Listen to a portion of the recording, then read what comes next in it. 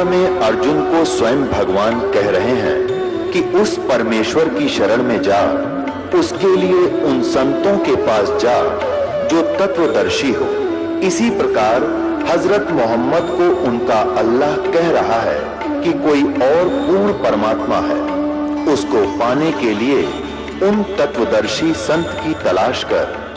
वो प्रभु कौन है, ये जानने के लिए कृपया अवश्य सुनिए जगत गुरु तत्वदर्शी संत रामपाल जी महाराज के अमृत वचन। दास की इस एज को वो उस समय देख रही थी कि उस समय वो ढूंढा ठावेगा।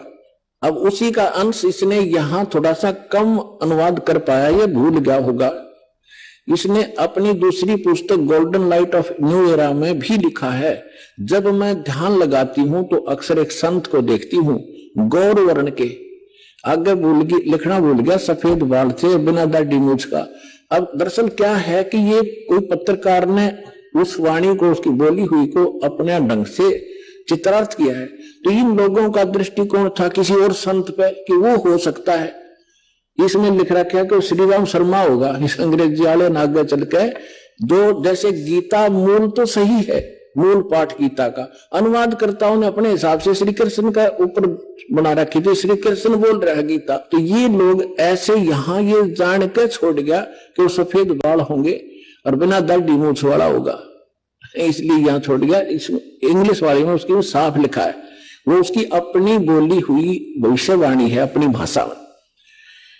यहाँ देखिएगा, जब मैं ध्यान लगाती हूं तो अक्सर एक संत को देखती हूँ गौर वर्ण के। उस संत के ललाट पर गजब के तेज होता है, उनके माथे पर ललाट पर आकाश से एक नक्षत्र के प्रकाश की किरणें निरंतर बरसती रहती हैं। मैं देखती हूं कि वह संत अपनी कल्याणकारी विचारधारा तथा अपने सत चरित्र प्रबल अनुयायियों की शक्ति से पूर्ण विश्व में नए ज्ञान का प्रकाश फैलाएगा। आप देख रहे हो, बंदी छोड़ के बच्चे कहां कहां जा करके दूर दूर जा करके आज प्रचार कर रहे हैं परमात्मा के ज्ञान का। वह संत अपनी कल्याणकारी विचारधारा तथा अपने सत चरित्र प्रबल अनुयायियों की शक्ति से संपूर्ण विश्व में नए ज्ञान का प्रकाश फैला रहे हैं। वह संत अपनी शक्ति निरंतर बढ़ा रहे हैं। उनमें इतनी शक्ति है कि वह प्राकृतिक परिवर्तन भी कर सकते हैं। वह अपना कार्य वैज्ञानिक ढंग से करेंगे। उनकी कृपा और प्रयत्न से मानवीय सभ्यता में नई जागृति आएगी। विश्व के समस्त जनसमूह में नई चेतना का संचार होगा। लोक शक्ति का एक नया रूप उभर कर सामने आएगा, जो सत्ताधारियों की मनमानियों पर अंकुश लगा देगा। जो राजा लोग अपनी मनमानी बकवाद करते हैं, उस संत के अनुयायी उनको विवश कर देंगे कि बंदे बनकर रहो, बकवाद बहुत दिन कर ली तुमने। विश्व के समस्त जनसमूह में नई चेतना का संचार होगा। लोक शक्ति का एक नया रूप उभर कर सामने आएगा, जो सत्ताधारियों की मनमानियों पर अंकुश लगा देगा। राजनेताओं के ऊपर मनोचिकित्सक तथा सम्मोहन कला के विश्व प्रसिद्ध ज्ञाता डॉक्टर मोरे बर्स्टीन की फ्लोरेंस से अच्छी दोस्ती थी। एक बार फ्लोरेंस ने उनसे भी कहा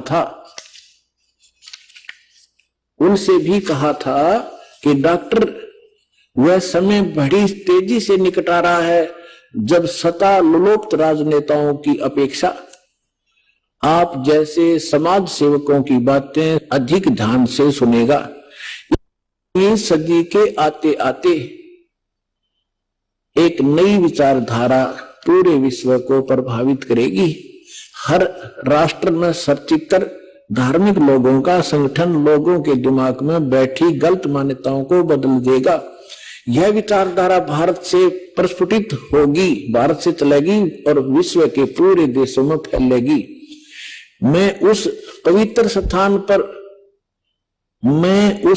स्थान पर एक प्रचंड तपस्वी को देख रही हूं, जिसका तेज बड़ी तेजी से फैल रहा है। मनुष्य में सोए देवता को जगाने तथा धरती को स्वर्ग जैसा बनाने के लिए वह संत दिन रात प्रयत्न कर रहे हैं। एक पत्रकार ने 1964 में फ्लोरेंस से पूछा था कि क्या वह दुनिया का भविष्य बता सकती है। फ्लोरेंस ने इसके बाद जवाब में कहा था, 1980 में ये होगा 1990 में, ये होगा, सारा कुछ बताया था। ठीक, आगे क्या बताया है कि तीसरा विश्व युद्ध के शुरू होने तक भारत के शासन की बागडोर, ये कहते हैं कि विश्व युद्ध का आतंक सबके दिमाग में बैठ जाएगा और भारतीय राजनेता अपने प्रभाव और बुद्धि से तीसरे विश्व युद्ध को टालने में सफल हो जाएंगे। तीसरे विश्व युद्ध के शुरू होने तक भारत के शासन की बागडोर आध्यात्मिक वृत्ति के लोगों के हाथ में होगी, इसलिए उनके प्रभाव से विश्व युद्ध टलेगा। वे शासक एक महान संत के ओजस्वी तथा क्रांतिकारी विचारधारा से प्रभावित होंगे। वे उस संत के प्रति उसी तरह समर्पित होंगे जैसे वाशिंगटन स्वतंत्रता एवं मानवता के प्रति समर्पित थे। न्यूजर्सी की रहने वाली, न्यूजर्सी कोई शहर है अमेरिका में, न्यूजर्सी की रहने वाली फ्लोरेंस सचमुच एक विलक्षण महिला थी। एक बार नोबेल नामक एक व्यक्ति ने, इसने ये बताना चाहा, पत्रकार ने दिखाना चाहा है कि एक पत्रकार था अमेरिका का और वो इसका इंटरव्यू ले रहा था और वो इंटरव्यू टीवी पे चला रखा था डायरेक्ट लाइव। ये पूछ रहा कि आप एक संत के बारे में तो बहुत बता रही हो, लेकिन मेरे बारे में बताओ कुछ। जो प्रकरण इतना ही जिसमें ना पढ़ के मैं वैसे बता दूं, जल्दी निमट जाएगी बात। तो फ्लोरेंस ने कहा कि तेरे विषय बताऊं। उसका दायां हाथ पकड़ा और उसने कहा कि आप जो है किसी दूसरे राज्य में भी प्रचार प्रसार करेगा। तो वो कह रहा था, उसने इसमें लिखा है कि मैं उससे कह रहा था कि तू भला मजाक कर रही है मेरे साथ, अगर इस इंटरव्यू को मेरी महकमे वाले सुन रहे होंगे, मेरे बॉस, तो मुझे नौकरी से निकाल देंगे। दूसरे में प्रसार तो नहीं होगा पर मैं नौकरी से जाता रहूंगा, तो क्या मजाक कर रही है। उसी समय मेरे हेड ऑफिस से टेलीफोन आया और मेरे लिए ही था, मैंने उठाया। मेरा बॉस कह रहा था कि मैं तुम्हारा इंटरव्यू देख रहा हूं, मैं हैरान हूं कि हमने निश्चय कर लिया है आपको न्यूयॉर्क के अंदर प्रचार प्रसार के लिए भेजना है, कल ही इसका डिक्लेयर करेंगे, फाइनल हो चुका है। मैं हैरान हूं, तुम्हारा इंटरव्यू मैं सुन रहा हूं, इस फ्लोरेंस को कैसे पता चला और आप जल्दी आ जाइए, आपको वहां भेज रहे। तो ये कहने का तात्पर्य है, वो इंटरव्यू लेने वाला ये कह रहा है उसकी इतनी सटीक भविष्यवाणी थी, तो वही कह रही है जो संत के बारे में उसकी झूठी नहीं हो सकती। अब देखिए, अब यहां देखिएगा, ये मैंने छोड़ दिया, यहां वही बता रहा था। ये टीवी के कार्यक्रम के दौरान उनसे बोला, मैं बोला, पत्रकार कह रहा है, आप भारत में जन्म ले चुके संत के बारे में तो अक्सर बताती रहती हो, मैं अपने बारे में भी कुछ जानना चाहता हूं, बताइए। फ्लोरेंस ने उसके दाहिने हाथ को थाम लिया और बोली, आप बहुत जल्दी किसी दूसरे राज्य में प्रसारण करेंगे। नोबेल ने एक प्रसारण सेवा के, वो एक कर्मचारी थे उस प्रसारण सेवा के, इस बात पर हंसने लगे।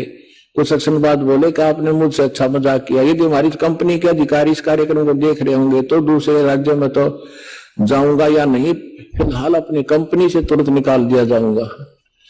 फिर पीछे घोषणा ये लिख दिया उसने कि वहां, अब कहते नोबेल के जब फोन पर उठाया तो उसने बताया कि हमने न्यूयॉर्क के प्रसारण का काम शुरू करने का निर्णय लिया है, वहां तुम्हें भी भेजा जाएगा। अभी यह बात गुप्त रखना, इसकी घोषणा कल की जाएगी। मैं टीवी पर फ्लोरेंस के साथ तुम्हारी बातचीत देख रहा था, वो बॉस बोल रहा है, फ्लोरेंस ने तुम्हारे विषय में जो बताया वो पूरी तरह सच है। आश्चर्य है कि यह बात कैसे मालूम होगी। नोबेल फ्लोरेंस का चेहरा देखता रह गया। अब उस लड़की में इतनी सटीक भविष्यवाणी ये सिद्ध की इसने, और उसी ने उस संत के बारे में की। आगे फिर देखना, कुछ पत्रकारों ने उनसे एक बार पूछा था कि वो भविष्य को कैसे देख लेती है तथा गायब व्यक्ति या वस्तुओं का पता कैसे लगा लेती हैं। तो फ्लोरेंस ने बताया, मुझे स्वयं नहीं मालूम कि यह कैसे संभव हो जाता है। मैं भविष्य के विषय में एक बहुत महत्वपूर्ण बात बता रही हूं। बार बार कहा करती हुआ कि 20वीं सदी के अंत में भारतवर्ष में 1997 के आसपास एक प्रकाश निकलेगा। वह प्रकाश पूरी दुनिया को उन दैवी शक्तियों के विषय में जानकारी देगा जो अब तक हम सभी के लिए रहस्य में बनी हुई थी। एक दिव्य महापुरुष द्वारा यह प्रकाश पूरे विश्व में फैलेगा, वह सभी को सतमार्ग पर चलने की प्रेरणा देगा। समस्त दुनिया में एक नई सोच की ज्योति फैलेगी। जब मैं ध्यान अवस्था में होती हूं तो अक्सर यह दिव्य महापुरुष मुझे दिखाई देते हैं। फ्लोरेंस ने एक बार कहा, इस संत या दिव्य महापुरुष का जिक्र किया है, साथ ही यह भी बताया है कि उत्तरी भारत के एक पवित्र स्थान पर वह मौजूद है, बरवाला में।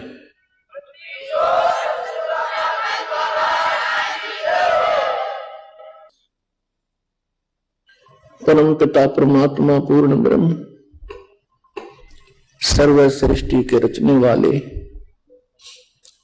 कबीर परमेश्वर जी की असीम रजा से आप सभी पुण्यात्माएं परमात्मा की महिमा सुनने के लिए उपस्थित हुए।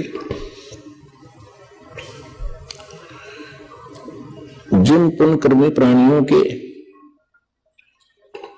पुण्य उदय होते हैं उनको मानव शरीर प्राप्त होता है। जितने भी वर्तमान के अंदर मानव शरीर प्राप्त स्त्री या पुरुष प्राणी हैं, ये सभी परमात्मा पाने योग्य नंबर प्राप्त हैं। इनके इतने पुण्य हैं, इनको परमात्मा पाने वाली उस यूनिवर्सिटी के अंदर विश्वविद्यालय में प्रवेश प्राप्त हो चुका है। इसलिए इनकी पोशाक भिन्न है, इनका बॉडी अलग है अन्य प्राणियों से। जैसे बच्चे विद्यालय में जाते हैं, उनकी पोशाक उन बच्चों से भिन्न होती है जो गांव में खेल कूद मचाते हैं, तो अन्य जो प्राणी हैं मानव शरीर को छोड़कर वो विद्यालय उनको प्राप्त नहीं है, उनका प्रवेश नहीं है। और जिनको मानव शरीर प्राप्त हो गया वो विद्यार्थी हैं। और विद्यार्थी का क्या कर्तव्य होता है? विद्यार्थी का कर्तव्य होता है कि वो टीचर से विद्या ग्रहण करे और डिग्री प्राप्त करे, और फिर उस विद्या से जो प्राप्त होने वाले सुख लाभ हैं उसको फील्ड में जाकर अपने क्षेत्र में जाकर के उनको आनंद मनावे। और जो विद्यार्थी विद्या काल में सैटरडे पीरियड में सिनेमा देखता है, शराब पीता है, डांस करता है, आवारा घूमता है, विद्या ग्रहण नहीं करता, तो वो विद्यार्थी अपने उद्देश्य से भटका हुआ है। और फिर वो आगे चल के कितनी हानि उठाता है, उसका वो समय विद्या का समाप्त हो जाता है। वो फिर क्या करता है? मजदूरी करता है। एक समय एक मजदूर किसी सड़क के ऊपर, रोड के ऊपर मजदूरी कर रहा था, मिट्टी ढो रहा था, और उसी रोड के ऊपर एक एक्सियन एग्जीक्यूटिव इंजीनियर उसी महकमे का B&R का गाड़ी में बैठकर इंस्पेक्शन करने के लिए उसी रोड पर आया, और सभी अधिकारी कर्मचारी उसके सामने प्रणाम करके खड़े और सभी वो इंस्पेक्शन दे रहा था। फिर वो चला जाता है, तब वो एक मजदूर जो वहां मजदूरी कर रहा था वो फिर कह रहा था कि ये एक्शन मेरा क्लास फेलो था, ये मेरा सहपाठी था, मेरे कर्म फूट गए, मेरे भाग फूट गए, मैं पढ़ा नहीं, मेरे बच्चे यहाँ मिट्टी में लेटे हुए हैं, मेरे साथ ही वृक्ष के नीचे रेत में खेल रहे हैं, और ये कार में चलता है, कोठी में पंखे और कूलर लगे हैं, इसके बच्चे अच्छी स्थिति में रह रहे हैं। तो यहां परमात्मा आपको याद दिलाते हैं कि जिस समय आप संसार छोड़कर जाओगे आपकी विद्या का समय पूरा हो गया विद्यालय का। जो विद्यार्थी अच्छी शिक्षा ग्रहण करके सिलेबस के अनुसार टीचर की इंस्ट्रक्शन अनुसार सभी होमवर्क एंड क्लास वर्क करके अच्छे नंबरों से यानी पास होकर के सफल हुआ, तो उसको उस शिक्षा का पूर्ण लाभ प्राप्त हुआ और वो फिर उस फील्ड में आनंद मना रहा है। अर्थात आध्यात्मिक जो गुरु होते हैं वो टीचर होते हैं, और टीचर वही होता है जो सिलेबस अनुसार शिक्षा देता है, टीचिंग करता है। सिलेबस कौन है? हमारे सदग्रंथ है। सदग्रंथ कौन से हैं? पवित्र श्रीमद् भगवत गीता, पवित्र चारों वेद और पवित्र सूक्ष्म वेद, तत्व वेद, जो परमात्मा स्वयं आकर के ज्ञान देते हैं अपने मुख कमल से। ये हमारे भक्ति के सिलेबस है। इसके सहयोगी शास्त्र है पवित्र कुरान, पवित्र पुराण और पवित्र बाइबल, और पवित्र गुरु ग्रंथ साहिब भी हमारी जो मेला पहला की वाणी है और कबीर साहिब की उसमें जो वाणी है वो हमारा सिलेबस है। इन श्रीमद् भगवत गीता और सर्ववेदों और सूक्ष्म वेद के तुल्य है।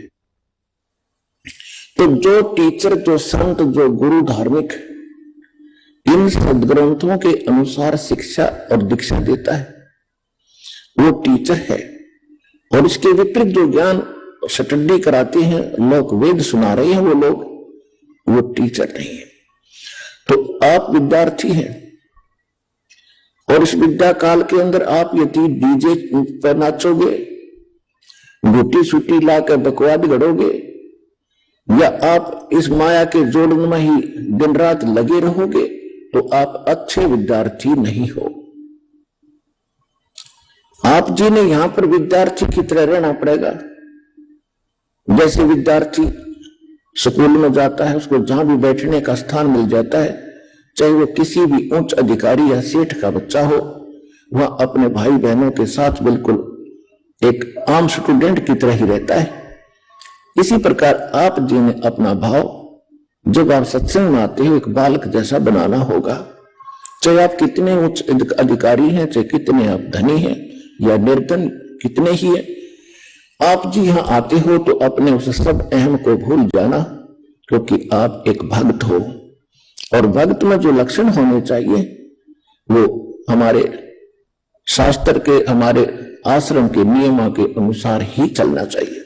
तो विद्यार्थी अच्छा है, वो भक्त है।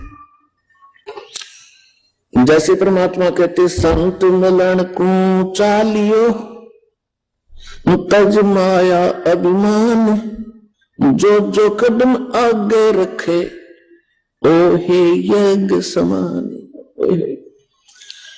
हमारे को अध्यात्म मार्ग में उभारने के लिए, हमारे को धनी बनाने के लिए, अच्छा विद्यार्थी बनाने के लिए परमात्मा किस किस प्रकार के उदाहरण हमारे को दे रहे हैं कि जिस समय आप सत्संग की तरफ चलो, संत की तरफ चलो, उस समय आपको ना अपने पद का गर्व हो, ना अपने धन का हो, ना जाति का हो।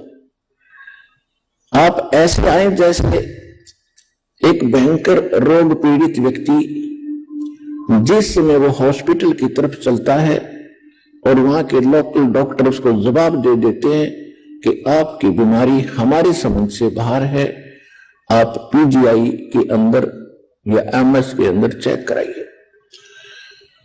तो चाहे वो कितना बड़ा अधिकारी है, चाहे कितनी बड़ी उसकी पोस्ट है, कितना उसका धन है, उस समय उसको अपनी औकात का पता होता है कि अब तेरे साथ क्या बन सकता है। फिर वो हॉस्पिटल की तरफ जाता है तो उसको पता होता है कि अब तो शायद कुछ दिनों का ही मेहमान है।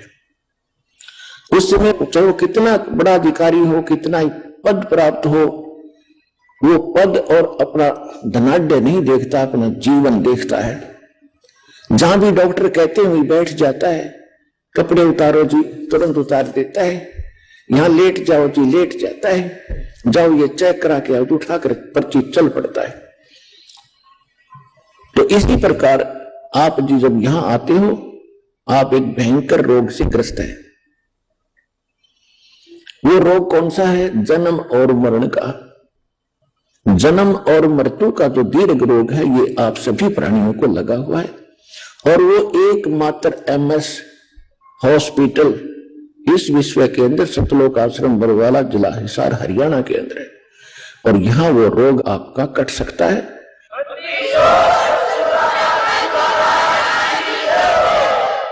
और यहां आकर भी आपके अंदर नखरे रहेंगे, किसी प्रकार का अहम बकवाद रहेगी, तो फिर आप जीवन रक्षा नहीं कर पाओगे, अर्थात उस दीर्घ रोग के नाश होने से वंचित रह जाओगे। फिर यहां आना और ना आना आपका व्यर्थ है। तो परमात्मा कहते संत मिलन को चालियो, माई तज माया अभिमान, जो जो कदम आगे रखे है ओहे यज्ञ समान। तो इस भाव से, आधीन भाव से विनम्र होकर के एक दास बन के देखो, परमात्मा ने स्वयं अपने आप को कबीर दास कहा। क्यों कहा? वो तो साहब थे, हमारे लिए कहा कि आप जी ने यहां किसी भी प्रकार का अहम नहीं करना, अहम करोगे तो मुझे पसंद नहीं। जब हमारे परमपिता परमात्मा किस प्रकार रहे, एक धानक रूप में, जुल्हाई रूप में, एक शूद्रों की कॉलोनी में, निर्धनों की कॉलोनी में। उसका कारण क्या है कि निर्धन और जो शूद्र कहलाते हैं उनमें एक विशेषता होती है, आधीनी होती है, क्योंकि वो हर तरह से किसी ना किसी वस्तु के भूखे रहते हैं। और जहां आवश्यकता पूरी नहीं होती वहां अधीन होना एक स्वाभाविक गुण बन जाता है। और परमात्मा ये बताना चाहते हैं कि ऊंचे कुल में भक्ति ना होए, नीचा ही कुल दीजिए। और तपिया ने तो जब तप की ना वो लोधिया नाल पतीजे। ऊंचे कुल में दुर्योधन रावण और नीचे कुल में गणका, गणका माने एक वैश्या थी जिसको भगवान ने पार किया उसकी बुराई छुटा के। ऊंचे कुल में दुर्योधन रावण, नीचे कुल में गणका। और गणका भिलनी जब पार उतरगी तो गर्भ करियो ना धन का। परमात्मा कहते हैं कि ऊंचे कुल में भक्ति ना होए। जो आज ये मंत्री, मुख्यमंत्री, प्रधानमंत्री, IAS, IPS, जज, वकील बने बैठे हैं, जो इस ज्ञान को सुनना भी पसंद नहीं करते, क्योंकि इन नकली गुरुओं ने इस संत मत में एक हेट, एक नफरत पैदा कर दी और सबके मन में एक धारणा बैठ गई है कि सब ये लुटेरे हैं, इन्होंने अपना धंधा खोल रखा है। तो पुणात्माओं, ये स्वाभाविक है। काल ये चाहता है कि इनको इतना कंडम कर दूं कि भक्ति से नफरत हो। और किसी का दोष नहीं मानता दास।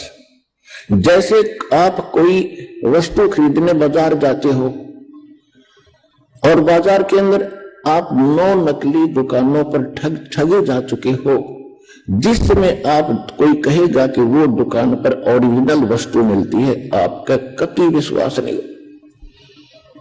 तो आज काल ने ऐसी स्थिति कर दी है, नकली संत बेच गए, ये अनेकों दुकान खुला रखी है। और ये सतलोक आश्रम बरवाला के अंदर वो ओरिजिनल दुकान है उस परमपिता के सौदा करने की। अब इस पर विश्वास होना बहुत समय लगेगा, लेकिन होगा। सच्चाई तो सच्चाई है, कुछ दिन के बाद हृदय में बैठ जाएगी और सबको विश्वास होगा। ये मानना पड़ेगा कि सब संत एक जैसे नहीं होते। तो आज इनको आप जिक्र करके देखो, क्यों समय पर रोटी मिल रही है, अच्छी कार कोठी है, जी हजूर करने वाले हजारों नौकर खड़े रहते, इनको क्या जरूरत है भगवान की, खुद खुदा बन गए।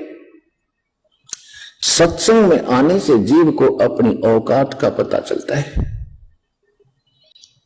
कि मैं कौन हूं। और पुण्यात्माओं, जैसे एक प्रधानमंत्री और वो मृत्यु सैया पर अपना टाइम पास कर रहा है, भुगत रहा है, किसी भी देश या राष्ट्र का, और पहले वो प्रधानमंत्री था, आज क्या है और आगे क्या होगा। कहते संसा शोक सराय में ये सूतक दिन राती, और जीवित जग में जूते पड़े फिर जम तोड़े छाती। यही बिरान माटी होलेगी इनकी, और आगे यम के दूत इनकी देह तोड़ेंगे। वो ज्ञान इनको है नहीं, क्योंकि हम जैसे दास तो एक बहुत छोटा सा कर्मचारी, एक जूनियर इंजीनियर था, और धार्मिकता भी थी, लेकिन फिर भी अहंकार अहम खूब हो गया था उस छोटी सी पोस्ट का। और जब कभी चर्चा चलती थी भगवान की, क्योंकि हम भी खिचड़ी ज्ञान से रंगे हुए थे, यही मन में आता था कि उसने देखा देखी जाएगी। जब दास को ज्ञान हुआ तो अपने उच्च अधिकारियों को, एसडीओ को, एक्सएन को, अपने साथी जूनियर इंजीनियर्स को या नीचे के जो सबऑर्डिनेट्स थे उनसे कहने लगा कि राम बचो भगवान बचो। तो उनका एक ही जवाब होता था कि उसने देखा है, फिर देखी जाएगी। अपने आत्माओं हम सब यहीं फंस गए। अब किसने देखा और देखी जाएगी, यह लेकर डूब रही हमारे को। जिन्होंने देखा उन्होंने बताया, आंखों देखा बताया। और जैसे कोई अंधा जा रहा है जंगल में, वन में, और आगे एक भयंकर जानवर रहते हैं उस वन के अंदर, शेर, चीते और अन्य बहुत से भेड़िए, ये तो वहां के हैं, उनका तो घर है। और उस अंधे को कोई आंखों वाला ये कहता, सूरदास आप गलत रास्ते जा रहे हो, इधर मत जाओ, आगे बड़ा भयंकर बियाबान है और भयंकर जानवर तुझे मार डालेंगे, खा जाएंगे, तेरा बुरा हाल हो जाएगा। और वो अंधा यूं कहे कि किसने देखा देखी जाएगी। अंधे तुझे दिखता नहीं, आंखों वाले की तू मानता नहीं, तो जाकर देख ले, फिर क्या होगा, वही होगा जो वो बता रहा है। तो ये जितने संत महापुरुष दास, जिनके नाम, शुभ नाम बार बार आपको याद दिलाता है, उन्होंने भगवान को देखा और हमें बताया। आदरणीय धर्मदास साहिब जी, आदरणीय मुल्कदास साहिब जी, आदरणीय नानक साहिब जी, आदरणीय दादू साहिब जी, आदरणीय गरीबदास साहिब जी, गांव छुड़ानी जिला जज्जर हरियाणा वाले, आदरणीय गीसा दास साहिब जी, आदरणीय स्वामी रामानंद जी महाराज, इन महापुरुषों ने भगवान को देखा। और वो स्थान देखा जहां जीव की दुर्गति होती है, जहां उल्टे लटकाए जाते हैं, नरक के अंदर बड़े बड़े कुंड भरे हैं जिनको हाहाकार मची है। उन्होंने आकर बताया है। गरीबदास जी कहते तुमने उस दरगाह का मैल नहीं देखा और धर्मराज के तिल तिल का लेखा। गरीबदास जी कहते हम देखा सो साच है और सकल प्रपंच, हम जो देखकर आए हमने आकर तुम्हें बताया ये सत्य है। और जो बकवास कर रहे हैं कि धरती पर स्वर्ग है, धरती पर नरक है, यहीं दुख है, यहीं सुख है, ये सब बकवाद है, ये प्रपंच है। तो ऐसे ही जैसे किसी को आप कहोगे अच्छा समय पर टूक मिल रहा है, अच्छी नौकरी है, बिजनेस है, तो उसका एक ही जवाब होगा फिर देखेंगे या फिर देखी जाएगी। अब फिर क्या देखेगा, जब गधा बनने के बाद फिर तो कुम्हार देखेगा। आपने तो अब देखना समय रहते, छोड़ बुराई कर भक्ति और सुधर लग भगवान के मार्ग पे। फिर क्या देखा जब गधा बन जाएगा।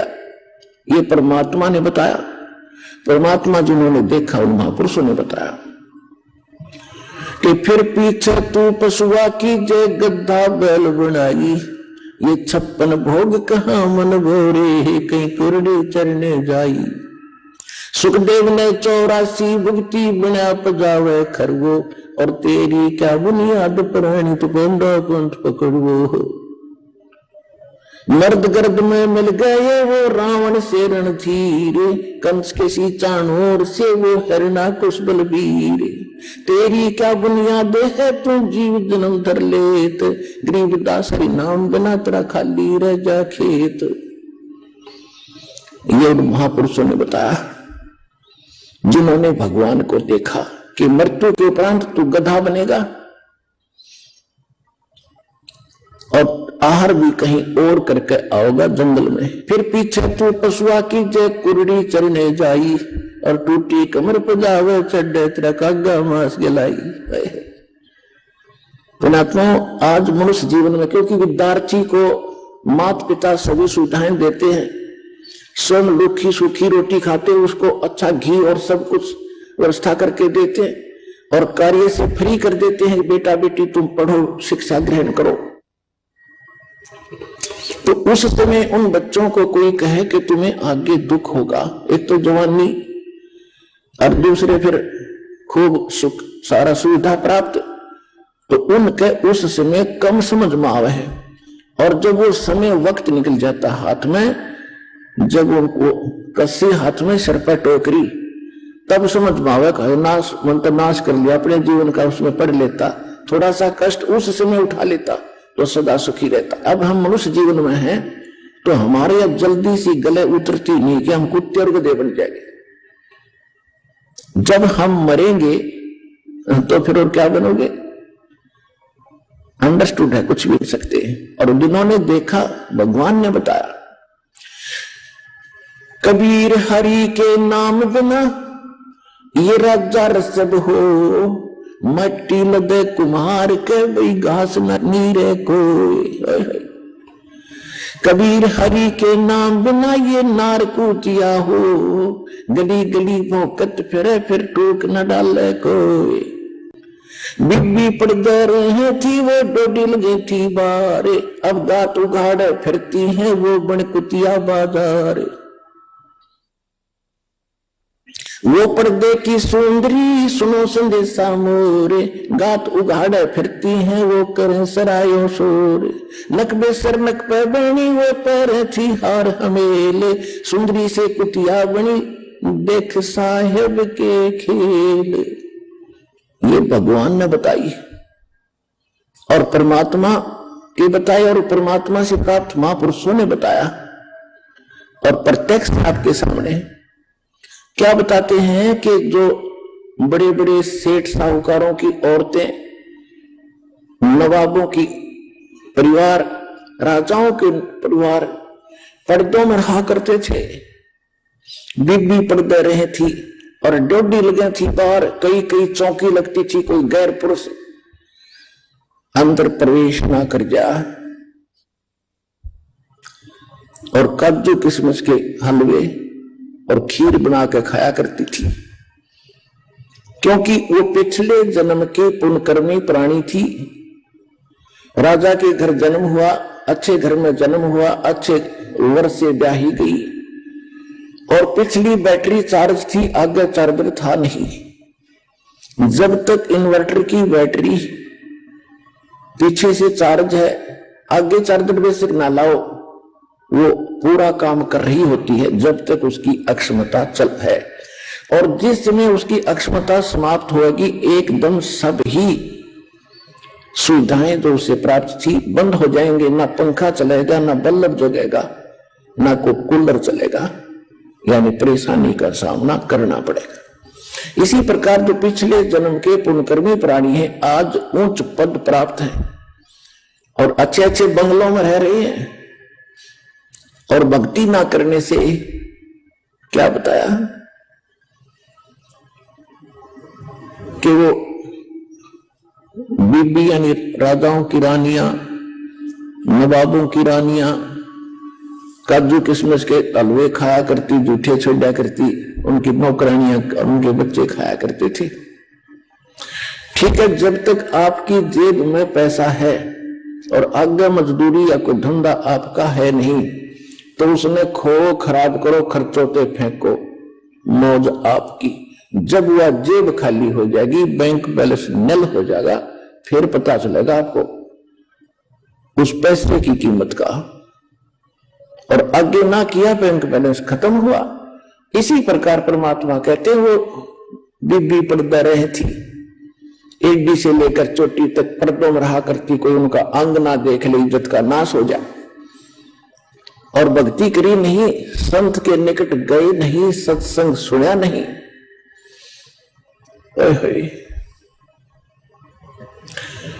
कहते हैं भेड़ पूछ को पंडित पकड़े, भादो नदी बिहंगा, गरीब दास वे भव जल डूबे, जिन्हें नहीं मिला साध सत्संगा। जो साधना कर रहे हैं और नकली कर रहे हैं, डुप्लीकेट कर रहे हैं, मनमाना आचरण कर रहे हैं, तो वो भी व्यर्थ है। वो तो ऐसा कर रहे हैं जैसे दरिया से पार होने के लिए भादों के अंदर बहुत वर्षा होती है और सभी दरियाएं अपनी चरम सीमा पर बह रही होती हैं, ऊपर किनारों को छूती हुई चल रही होती है, इतना भयंकर जल चलता है। और उस समय कोई किसी से पूछे कि मैंने दरिया से पार जाना है, कैसे जाऊं, और उसको कोई मूर्ख ये कहे ये भेड़ खड़ी है, इसका पूंछ पकड़ ले, दरिया में बढ़ जाओ दोनों और ये पार कर देगी, तो कहते नहीं। तो जो हमारे धर्म गुरु भेड़ पूछ को पंडित पकड़े, ये भादो नदी बिहंगा, गरीब दास वो भव जल डूबे, जिन्हें नहीं मिला साध सत्संगा। कि जैसे शास्त्र विधि को त्याग कर जो मनमाना आचरण करते हैं, जो इस दास के पास कंप्लीट कोर्स ऑफ वर्शिप है, जो परमात्मा की सत्य भक्ति का पूर्ण मार्ग है, साधन है, वो इस विश्व में किसी के पास नहीं है। ये अंडरस्टूड हो गया कि अन्य सभी भेड़ की पूंछ पकड़ के और दरिया पार होना चाहते हैं, यानी भव सागर से, संसार सागर से वो पार होने का व्यर्थ प्रयत्न कर रहे हैं, वो इसमें डूब कर मरेंगे, यही रह जाएंगे। जिनको नहीं मिला साध सत्संगा, यानी संत का जिसको सत्संग नहीं मिला, तो वो यही रह जाएंगे। तो क्या बता रहे हैं कि अब वो पर्दे के अंदर बंद सारी सुविधाएं, क्योंकि उसके भाग्य में सब कुछ भगवान देगा ही देगा, जो उसके प्रारब्ध में लिखा है। और संत की छींट लगी नहीं, सत्संग सुन पाई नहीं, क्योंकि इज्जत वाली वो बेटी थी वह। और कहते हैं हमारी बहन बेटियां घर से बाहर ना निकला, हमारी इज्जत का नाश हो जाए। और फिर क्या बताते भविष्य क्या होगा उन भोली आत्माओं का। कहते बीबी पड़ गए रहे थी, डोडी लगे थी बाहर, एडी से लेकर चोटी तक अंगों को ढक कर रखती थी। भक्ति ना करने से, भक्ति परमात्मा की सत्साधना ना करने से आज कुतिया बनकर सरेआम घूम रही है। वह इज्जत, कोई वस्त्र भी नहीं उसके किसी अंग पर। उन आत्माओं या आत्मा का ठेस लागनी चाहिए, चाहे भाई हो, चाहे बहन हो, स्त्री हो या पुरुष हो। जो भगवान ने बोल रखा है सारी सच्ची है। हमारे इस काल के भांग का नशा घना हो गया कि समय पर टूक मिल रही, जब चाहो खाना खा ले, जब चाहो बकवाद घड़ी ले, डांस देख ले, फिल्म देख ले। ये अनमोल समय नो बर्बाद करने का था, हमें पता नहीं था। अरे पता लग गया, अब कहते समझा है तो सिर दर पाओ और भौर नहीं रहे, ऐसा दाव। कहते वो पर्दे की सुंदरी और सुनो संदेशा मोर, ये गात उघाड़े यानी नंगी फिर रही है और करे सरायों शोर। कल तक काजू किस्मस के हलवे जूठे छोड़ा करती थी और आज एक टूक के लिए वो कुतिया बनकर धर्मशाला के सामने बैठी है। अतिथि आते थे, अपनी रोटियां लाते थे, खाना खा रहे होते हैं, कुतिया देख रही होती है वो कुत्ता कि कब तेरी तरफ टूक डाले। और छोटा सा टूक ग्रास भगवान आदमी उस कुत्ते की तरफ ऐसे फेंक देता है। अब साथ में वह 1-2 ग्राम यानी 2-4 टूकों में 10 ग्राम रेत साथ खा रही है, 10 ग्राम रेत साथ खा रही है, एक टूक के लिए तरस रही है। और जब खो दिया अनमोल जीवन साधना ना करने से, नक बेस्तर नक पर बनी और पैर थी हार हमेल, 1-1 लाख के गहने और हार पहना करती थी। और कहते हो सुंदरी से आज कुतिया बन गई, सुन साहेब के खेल। तो पुणात्माओं, इन बातों से डर बनना चाहिए। और भयवन भक्ति होती नहीं, डर बनता है ज्ञान से, और ज्ञान होगा सत्संग से। जैसे छोटे बच्चे होते हैं, अनजान बालक होते हैं, वो सर्प न पकड़ ले, अगर कहीं खेल रहे हैं और सर्प आ जाए तो दौड़ के उसको पकड़ लेते हैं और उनको डस कर उसका जीवन नाश कर देता है। कहीं पर स्पार्किंग कर रहा, तार नीचे टूटा गिरा हो, बच्चे उसको आतिशबाजी समझकर जाकर पकड़ लेते हैं और मर जाते हैं। और किसी बोतल में विष रखा हो, छोटे बच्चे उसको उलगा कर पी जाते हैं। और जिस समय वो बड़े हो जाते उनको ज्ञान हो जाता है कि ये सर्प बड़ा भयंकर जानवर है, डस जैसे मृत्यु हो जाती है। बिजली का ज्ञान होता है कि इसको छू लिया तो मर जाएगा। ऐसे विष के बारे में बताया जाता है कि इसको पी लिया तो मर जाओगे। तो जब वो बच्चे बड़े हो जाते हैं और उनको ज्ञान हो गया तो उन भयंकर वस्तु पदार्थों से, उन जानवरों से डर बढ़ गया उसके, और डर बिना तो जान बच गई, और डर बिना ज्ञान से। तो इसी प्रकार जो हम गलतियां कर रहे हैं, कोई रिश्वत ले रहा है, कोई चोरी कर रहा है, कोई मिलावट करके धनी बनना चाहता है, कोई धोखेबाजी कर रहा है, कोई व्यापार में बकवाद कर रहा है, या कोई डाके मार रहा है, कोई और गलतियां कर रहा है, ये व्यस खा रहे हैं, व्यस। और जिस समय आपको ये ज्ञान होगा, परमात्मा की वाणी याद रहेगी, तुमने उस दरगाह का, भगवान का वो स्थान, वो महल नहीं देखा और धर्मराज के तिल तिल का लेखा, तो उस समय आपकी स्थिति ऐसी आ जाएगी जैसे व्यस रखा हुआ बोतल में बच्चों के भी हाथ से दूर रख दोगे कि कहीं किसी का टच ना हो जाए। अगर किसी विष माने कोई औषधि होती है, जैसे फसल में डालते कीड़े मारने की दवाइयां होती हैं, तो उनको ऊपर रख दोगे एक तरफ, किसी का हाथ ना लगे। और सर्प जब देख जाए उस बालक ने, जब बड़ा हो जाता है तो दूर भागता है, और उसे भी कैसा करना चाहना, सर्प है, डस जाएगा। तो इसी प्रकार जब आपको ज्ञान होगा, आप विष नहीं खा सकते, सर्प को नहीं छू सकते और नंगे तार को नहीं पकड़ सकते। तो भक्ति ना करना, रिश्वत लेना, चोरी करना, मिलावट करना, झूठ बोलना, किसी की आत्मा दुखाना, यानी ये वो स्पार्किंग कर रहा तार पकड़ के तुल्य है या विष खाने के तुल्य है। और जब आपको ज्ञान होगा तो क्या स्थिति होगी? जैसे कर का जहर का रंग होरी हो, कहो कौन तिस खाव राम रंग होरी हो। यानी आपके जीवन में यदि आप खुशी ग्रहण करना चाहते हो भगवान से, राम रंग की होरी खेलना चाहते हो, तो जैसे कर का जहर का रंग होरी हो, कहो कौन तिस खाव राम रंग होरी हो। अब जहर का एक कण पड़ा हो, उसको खा सकता है? आपको पता है विष है, उस कण में भी नहीं खा सकते। उसको भी उठाकर कितने मिट्टी में दाबोगे या कितने ऐसी जगह डालोगे किसी का हाथ ओढ़ के भी ना लग जाए।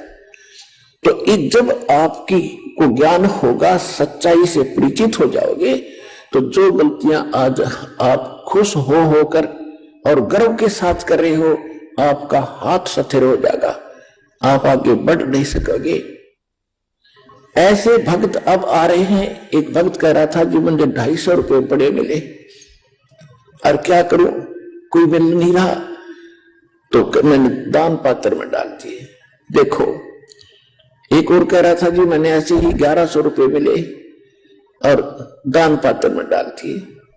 और पहले क्या होता, देखा काख में बाजों को देखना लेठाते ने और क्या कहता गुटी लावो उसका, क्या कि तौर बकवाद में बर्बाद करे, आप भी क्रम फोड़ो और दूसरे की। अब उसके दान में लगे तो उसका भाग जाएंगे, जिसके वो पड़े थे वो तो दान कर नहीं सके था क्योंकि उसको ज्ञान नहीं, आप पर भार नहीं पड़ा, उस भागवान आत्मा का पुण्य हो गया। छोटे छोटे बच्चे भी, एक उसकी मां बता रही थी कि मेरा लड़का स्कूल से आता 3री कक्षा का, उसमें 50 रुपये मिल गए और उसने पूछा कहीं से भी किसी के पैसे गिरे हों, बच्चों के तो थे ही नहीं किसी और के। वो घर ले आया तो उसकी माँ बोली बेटा क्या करेगा, दान पात्र में डालूंगा, मैं ना छेड़ू न खाऊंगा ना, इसकी चीज ना खाऊं। तो पुण्यात्माओं, इस प्रकार जब हमारी धारणा बचपन से ही बनेगी। और अब हम क्या ट्रेनिंग देते हैं अपने बच्चों को, हम ट्रेनिंग ये सुना करते पहले जो दास छोटा सा था कि उसका लड़का उसने ऐसी डिग्री प्राप्त कर ली, एक कोठी बना ली, बड़ी कमाई कर रहा है, तो हमारा वो इंजेक्शन लग गया करते कि हम भी अफसर बन गए तो कोठी बनावांगे, खूब ऐसे ऐसे करेंगे। और फिर अब ये लगेंगे एंटीबायोटिक इस तत्व ज्ञान की, तो फिर हमारी आत्मा सिहर जाएगी, बुरा काम नहीं हो सकता। और दूसरी बात रही कि हम जो गलतियां करते थे या किसी चीज की हम लूट मचाना चाहते थे, 2 कारण थे। एक तो हमारी परंपराएं इतनी विशाल बन गई और वो हमारी मजबूरी बन गई। जैसे विवाह करते हैं बच्चों का, विशेषकर लड़की का, तो हमने इस परंपरा को इतना बिगाड़ लिया, बेटी दुश्मन बना ली और गर्भ में मारने लग गए। किस लिए? कि ब्याह करना पड़ेगा, 2-3 लाख रुपये लगेंगे, और जिसके 2-3 कन्या होगी उसका तो मौत हो जाती थी। अब ये किस लिए हमने क्योंकि ये पैसे वाले जो मायाधारी मस्करे होते हैं ये सब परंपराएं खराब करते हैं, और जो मीडियम साइज के और गरीब लोग हैं वो उनकी देखम देखा वो करना पड़ता है, उनकी मजबूरी हो जाती है। तो इस कारण से हमने सबसे पहले ये जो हमारी फैली हुई कुरीति और परंपरा है इसको खत्म करना पड़ेगा। बच्चों का संस्कार भगवान जोड़ता है, और हमने उसमें बीच में जो हम अन्य ड्रामाबाजी करते ये हमारी अपनी तरफ का एक एक्स्ट्रा वेजेंस है, ये व्यर्थ का खर्च है, जिसमें ब्रह्मा जी, विष्णु जी, शिव जी जो यहाँ के प्रधान हैं, जब इनका विवाह किया उसमें ना कोई बराती था ना बाती था, ना कोई जलेबी लड्डू तारनिया हलवाई था, ना कोई डीजे बजानिया था। दुर्गा ने ब्रह्मा जी से कहा, बेटा यह सावित्री इसका नाम है, ये युवा लड़की तेरी पत्नी और तुम इसका पति, जा तुम्हारा संस्कार, अपना घर बसाओ। विष्णु को लक्ष्मी दे दी, जा बेटा तेरी पत्नी तू इसका पति और जाओ घर बसाओ। ऐसे शंकर जी को पार्वती देकर उनका चलते कर दिए, और सारा संसार उन्हीं से बना है। आइए अब हम उन श्रद्धालुओं के अनुभव जानते हैं जो जगत गुरु तत्वदर्शी संत रामपाल जी महाराज जी से दीक्षा प्राप्त कर चुके हैं तथा उनके द्वारा बताए गए भक्ति मार्ग पर चल रहे हैं। नमस्कार सर। नमस्कार सर जी। सर क्या शुभ नाम है आपका? मेरा नाम डॉक्टर रुपेश कुमार उर्फ रुपेश दास। सर आप कहाँ से आए हैं? मैं गया बिहार से आया हूँ सर। सर संत रामपाल जी महाराज जी से नाम दीक्षा लेने से पहले आप कोई भक्ति साधना करते थे? जी, अनेकों जो हमारे हिंदू परंपरा के अंतर्गत देवी देवता हैं उनको मैंने बचपन से ही भक्ति किया, और शुरू से ही मुझे जिज्ञासा रही कि मैं देवी देवताओं को भक्ति की।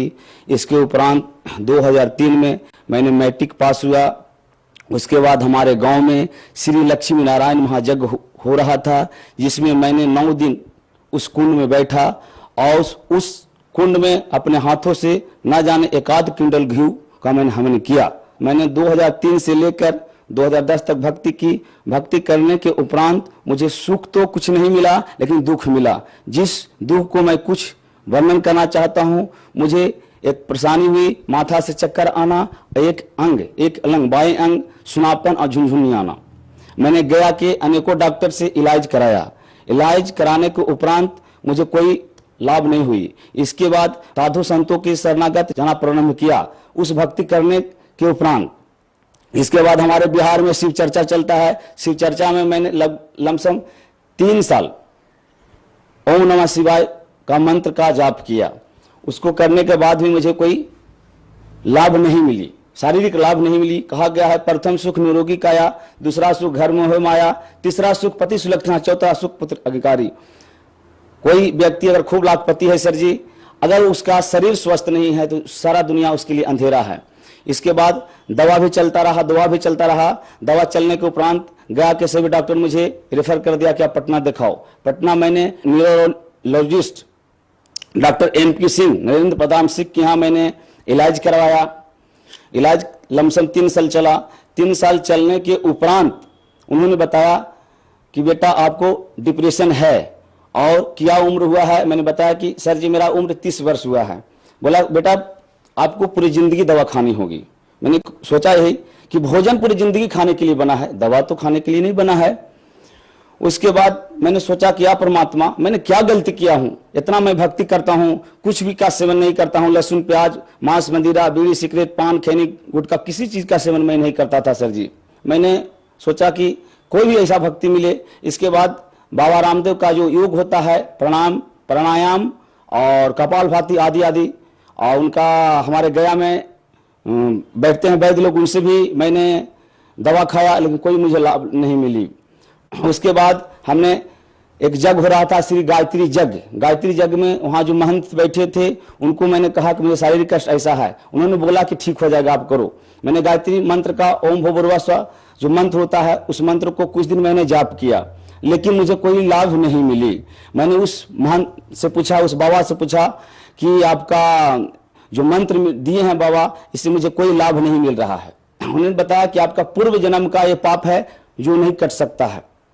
मैंने उस भक्ति करना भी छोड़ दिया। कुछ दोस्त लोग ने मुझे बताया क्या तुम ये सब भक्ति में लगे हुए दोस्त, शराब पियो, शराब का सेवन करो। मैंने कुछ दिन शराब का भी सेवन किया, लेकिन शराब का जब मैंने सेवन किया तो मुझे शारीरिक कष्ट और बढ़ा, माथा में पूरा चक्कर आना शुरू हो गया। माथा जिस तरह से आग की तरह लहर मारता था, एक अलंग सुलापन हुआ करता था। इसके बीच मैंने 2006 से बाल योगेश्वर पंथ में बाल योगेश्वर जी का सत्संग मैंने सुना करता था, लेकिन ज्ञान नहीं लिया था। अचानक एक दोस्त हमारे मिले 2013 में, उन्होंने कहा कि आप महाराज जी का ज्ञान लीजिए। मैंने वहां भी ज्ञान लिया, लेकिन सर जी वहां भी मुझे कोई शारीरिक लाभ नहीं हुआ। फिर आप संत रामपाल जी महाराज जी के शरण में कैसे आए? अगर मुझे शायद दुख नहीं आता, जगत गुरु तत्वदर्शी संत रामपाल जी महाराज के शरणागत नहीं जाता, क्योंकि मैं भी शुरू से अपने दूसरे विचारधारा के था कि मैं किसी चीज को समझना पसंद करता था और समझने का प्रयास किया। और जब मैं बाल योगेश्वर के पथ में था तो मैं अपने आप को समझता था कि मैं बहुत बड़ा ज्ञानी हूं, दूसरों को मैंने समझाने का प्रयास करता था। लेकिन परमात्मा का शायद क्या कृपा हुई कि अपने चरणागत और शरणागत लेने की ये हुई। उसके बाद टीवी पर मैंने सत्संग देख रहा था। शुरू से मुझे आध्यात्मिक प्रवृत्ति में व्यक्ति था। मैंने देख रहा था, देखा कि ये संत जी कुछ बता रहे हैं, लेकिन इच्छा हो कि तुम देखते हैं क्या है। मैं विरोधाभास की दृष्टि से मैंने देखा। उसके बाद जगत गुरु तत्वदर्शी संत रामपाल जी महाराज का लगभग सत्संग हमें कोई बताया नहीं, मैंने सुना, उन्होंने दिखाया। 5-6 महीना मैंने इनकी सत्संग सुना। अंतोगत्वा 22 दिसंबर 2015 को मैं इनकी चरणागत और शरणागत आया। इसके पहले मैं कुछ भक्तों का इंटरव्यू सुना करता था, मुझे यकीन नहीं होता था कि ऐसा भी होता है कि मंत्र जाप से भी इंसान रोग से मुक्ति पाया जा सकता है। क्योंकि मैंने ओम नमः शिवाय मंत्र को जाप किया, ओम भूर्भुवः मंत्र को जाप किया, ओम त्र्यंबकम यजामहे सुगंधित पुष्टिवर्धनम् उर्वारुकमिव जो मंत्र होता है उसको मैंने जाप किया, और ओम नमो भगवते वासुदेवाय मंत्र को जाप किया। मुझे कोई लाभ नहीं मिला। मुझे लगा सब झूठा है, बकवास, इन लोग अपना सेटिंग करके अपने दिखाता है। लेकिन एक भी चीज मैंने देखा, जो पट्टी आती थी उसमें लिखा था निःशुल्क नाम दीक्षा लेने के लिए। मैंने सोचा कि चलो भाई, अनेकों जगह से मैं थक चुका हूं, यहां भी निःशुल्क मिल रहा है, मैं ले लेता हूं। मैंने लिया। सर जी आप विश्वास नहीं करोगे, ओ चमत्कार, मैं क्या कहूं। जिस डॉक्टर ने मुझे बोला था कि पूरे जिंदगी आपको दवाई खाना पड़ेगा, चमत्कार मेरी जिंदगी में हुआ। जिस दिन मैंने 22 दिसंबर 2015 को मैंने नाम दीक्षा लिया, और जिस दिन से दवा को मैंने छोड़ा, आज तक उस दवा मुझे खाने की आवश्यकता नहीं पड़ी। हे मालिक, आपकी शरणागत शायद मुझे नहीं आती तो आज ये दास ये बोलने लायक नहीं रहता, या तो मैं पागल रहता या तो मैं डिप्रेशन के शिकार होकर पैरालिसिस हो जाता। सर आपने बताया कि आप बीमारी से जूझ रहे थे और उस बीमारी के लिए आप बहुत सारे संतों के पास गए समाधान के लिए, बहुत सारे आपने यज्ञ करवाए, लेकिन आपको लाभ नहीं मिला। और संत रामपाल जी महाराज जी से नाम दीक्षा लेने के बाद आपको क्या आर्थिक, मानसिक और शारीरिक लाभ हुए? देखिए सर, अगर मैं लाभ गिनाना शुरू करूं तो शायद किताब बन सकता है, लेकिन मैं मोटी मोटी लाभ बता सकता हूं। प्रथम लाभ तो मुझे जीवन में स्थिरता आई, जो मुझे जीवन चक्र पतंग के रहा करता था। दूसरी लाभ हुई, मुझे मोक्ष मार्ग मिला, भक्ति का उचित मार्ग मिला।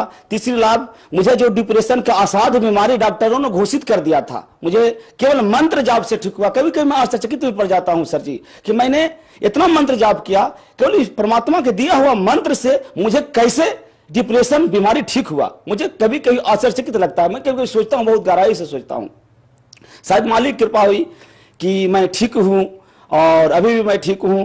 और मैं दूसरा लाभ बताना चाहता हूं।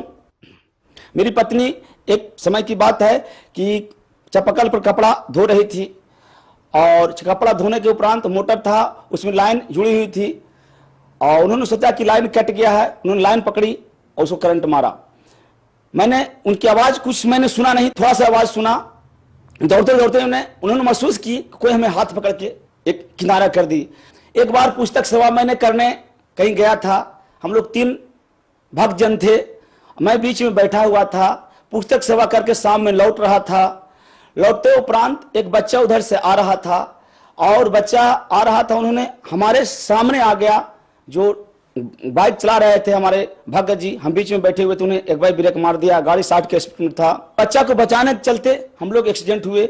एक्सीडेंट होने के उपरांत हमें बहुत अधिक चोट लगी, क्योंकि उनकी माथा से हमारा हार्ट में बहुत कस की चोट लगी। चोट लगा, उस समय मुझे लगा कि मुझे ये आत्मा कहीं उड़ रहा, आसमान में उड़ रहा, ऐसा मैंने महसूस किया। कुछ क्षण के लिए मुझे बहुत दर्द हुआ, फिर बहुत भीड़ लग गया। कुछ लोग हमें ट्रीटमेंट भी किया, पानी नहीं पिलाया। उसके बाद मैंने सतनाम का सुमरन किया। आधे घंटे में मैं पूर्ण रूप से ठीक हो गया उस परमात्मा की दया से। और तीसरा लाभ मैं बताना चाहता हूं, मेरा बेटा 7 साल का है। रविवार के दिन था, चपाकल पर स्नान करने गया। स्नान करने के बाद आया, तौलिया लपेट रही थी, तौली में ही एक बिच्छा था, टोना पर मार दिया। मेरा बेटा भी नामदानी है, नामदान ले रखा था, लेकिन भक्ति नहीं करता था, कभी करता था, चूंकि छोटा बच्चा है। उसके बाद मैंने अमृत जल दिया, कहा बेटा मैं सुई लगा दूं, कहा नहीं पापा मैं ठीक हूं। 10 मिनट में वो बच्चा ठीक हुआ। ये जीवन में मेरा बहुत बड़ा चमत्कार हुआ। पूरे विश्व में मैं डंके के चोट पर कहना चाहता हूं, ऐसा ज्ञान, ऐसा समाधान विश्व में किसी के पास नहीं है। जितना संत हैं, नकली धर्म पंथ संत जो चला रहे हैं, अपनी पेट को चलाने हेतु उन्होंने हमारे भारत की जनता को अंधा बना रहे हैं, अंधा बना करके और पैसे लूट रहे हैं। सर, आज का समय विज्ञान का युग है और आपने बहुत सारे संतों के बताए हुए मंत्रों का जाप किया आपकी समस्या का समाधान करने के लिए, लेकिन नहीं हुआ। फिर आप संत रामपाल जी महाराज जी के शरण में आए, आपने संत रामपाल जी महाराज जी के दिए हुए मंत्रों का जाप किया और सिर्फ मंत्र जाप करने से आपकी समस्या का समाधान हुआ। सर, ऐसी संत रामपाल जी महाराज जी में कौन सी शक्ति है जो आपकी समस्या का समाधान हो? जगत गुरु तत्वदर्शी संत रामपाल जी का ज्ञान ऐसा है कि जहां विज्ञान फेल होता है, इनकी ज्ञान वहां शुरुआत होती है। सर जी, इनकी ज्ञान ऐसा है कि असाध्य से असाध्य यदि भक्ति और मर्यादा में रहकर भक्त किया जाए तो एड्स, कैंसर, नहीं कैंसर का बाप, कैसा भी कोई भी बीमारी हो, ठीक किया जा सकता है। मैं जीवन में अनुभव किया हूं और मैंने देख रहा हूं, महसूस किया हूं, महसूस कर रहा हूं। चूंकि मैं डॉक्टरी लाइन से बिलोंग करता हूं, मैं इलेक्ट्रोहोम्योपैथ का डॉक्टर भी हूं, छोटा मोटा अपने जीवन यापन करता हूं, तो मैंने महसूस किया हूं कि असाध्य बीमारी भी यहां ठीक हो रहे हैं। केवल भक्ति और मर्यादा में रहकर आपको भक्ति करना होगा तो आपका मोक्ष भी मिलेगा। अगर दुख से मुक्ति पाना चाहते हैं तो जगत गुरु तत्वदर्शी संत रामपाल जी महाराज के चरणागत शरणागत माना पड़ेगा। इसलिए मैं ये कहना चाहता हूं कि जो साधना हमारे जगत गुरु तत्वदर्शी संत रामपाल जी महाराज दे रहे हैं, इस विश्व में इनके अलावे जितना नकली धर्म गुरु दे रहे हैं, इसका कोई प्रमाण नहीं है। यही एक मार्ग है जिससे इंसान मुक्ति हो सकता है, मोक्ष पाया जा सकता है। इसलिए मैं विशेष न कहते हुए हमारे इस भारत की भूमि के ही नहीं, देश विदेश के सभी भाइयों से कर्मबद्ध विनती करना चाहता हूं कि आप जगत गुरु तत्वदर्शी संत रामपाल जी के महाराज के चरणों में आएं और अपना जीवन को कल्याण कराएं। सर, संत रामपाल जी महाराज जी से यदि कोई श्रद्धालु नाम दीक्षा लेना चाहे तो कैसे ले सकते हैं? जी, आज हमारे जगत गुरु तत्वदर्शी संत रामपाल जी महाराज का प्रोग्राम अनेकों टीवी चैनलों पर आ रहा है और उसके नीचे एक पट्टी आती है, उस पर नंबर आता है, उस पर संपर्क बना करके आप ज्ञान गंगा पुस्तक या गीता तेरा ज्ञान अमृत या जीने की राह कोई भी पुस्तक मंगा कर पढ़ें, सोचिए, समझे, मनन करें, गौर करें। अंध श्रद्धा भक्ति इसको नहीं कहा सकता। पढ़िए, सोचिए, गौर कीजिए और ज्ञान लीजिए, इसी से इंसान को मोक्ष हो सकता है। सर जी, धन्यवाद सर। सत साहिब।